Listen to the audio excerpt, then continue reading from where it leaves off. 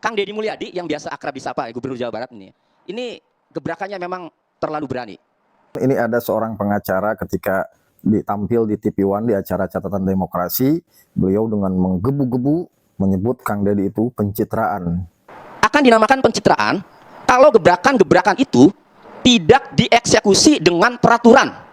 Jadi hanya disampaikan di media sosial, kemudian dilakukan, diliput media, beberapa media diliput kamera-kamera, tetapi kemudian peraturannya tidak dibuat. Maka saya simpulkan itu pencitraan. Nah, dia mengomentari terkait kebijakan Kang Deddy ketika merobohkan bangunan Haibis Fantasi di Puncak Bogor beberapa waktu lalu. Kemudian mengomentari juga kebijakan Kang Deddy terkait pelarangan studi tour dan penjualan LKS ataupun seragam di sekolah. Nah, dia mempertanyakan kebijakan itu apakah sudah diikuti oleh peraturannya, sehingga tidak menjadi sebuah pencitraan yang diekspos oleh media massa tapi tidak diikuti oleh peraturannya. Nah, perlu diketahui Kang Deddy itu orang hukum. Dia tahu setiap tindakan ataupun kebijakan yang dikeluarkan walaupun secara spontanitas itu pasti telah dipikirkan secara matang. Seperti beliau mengumumkan pembebasan pajak, maka serta-merta beliau pun mengeluarkan keputusan gubernurnya ataupun peraturan gubernurnya. Kang Deddy pegang itu kan prinsipnya kalau untuk kebaikan itu jangan terlalu bertele-tele. Langsung saja eksekusi. Itu prinsip Kang Deddy dan itu tidak dimiliki oleh pemimpin-pemimpin lain. Jadi Kang Deddy bisa memecahkan masalah dalam waktu yang sangat cepat dan tepat solusinya itu dan tepat kebijakannya itu. Saya tidak tahu, misalnya pembongkaran gedung atau objek wisata ini taman hiburan Ibis. Ya, di Puncak Bogor. Kemudian pelarangan study tour tadi yang Bang Adro sampaikan. Ya. Kemudian pelarangan seragam, pembelian seragam, LKS dan seterusnya. Pada dasarnya saya setuju karena saya sebagai orang hukum, ketika ada suatu pelanggaran memang harus ditindak. Akan tetapi tetap harus sesuai prosedur. Contoh, pembongkaran. Apakah sudah sesuai prosedur atau belum? Pembongkaran itu harus dilakukan oleh pemilik gedungnya sendiri yang dinilai melanggar, yang dinilai ilegal. Dalam waktu 30 hari.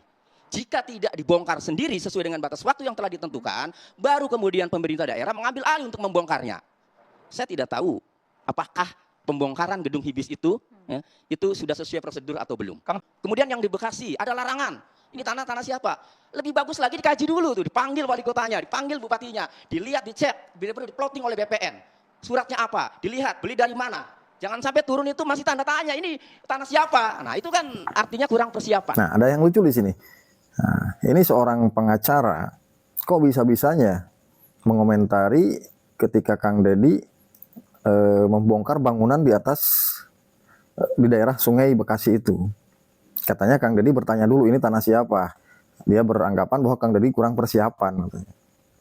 Nah, di situ Kang Deddy bertanya bukan dalam arti tidak tahu. Kang Deddy cuma ingin memperkuat saja. Nah, cuma yang aneh, ini pengacara apakah tidak tahu peraturan Menteri PUPR itu nomor 28 tahun 2015 terkait peraturan ataupun batasan tanah di daerah sungai atau sempadan sungai. Nih. Ini. Nah, di situ kan dijelaskan bahwa 3 meter dari tanggul untuk kawasan perkotaan. Nah, jadi sudah jelas ketika ada bangunan di situ, itu sudah jelas melanggar. Makanya Kang Deddy bongkar. Karena saya belum melihat langsung kajian-kajiannya dari Gubernur Jawa Barat sehingga kemudian memutuskan atau melakukan tindakan seperti yang kita saksikan. Yang kami lihat ini di media sosial itu terkesan dadakan, buru-buru dan harus. Nah, sementara peraturannya saya tidak tahu apakah sudah dibuat atau belum. Oke. Ini gimana nih menurut teman-teman? Silahkan dikomentari.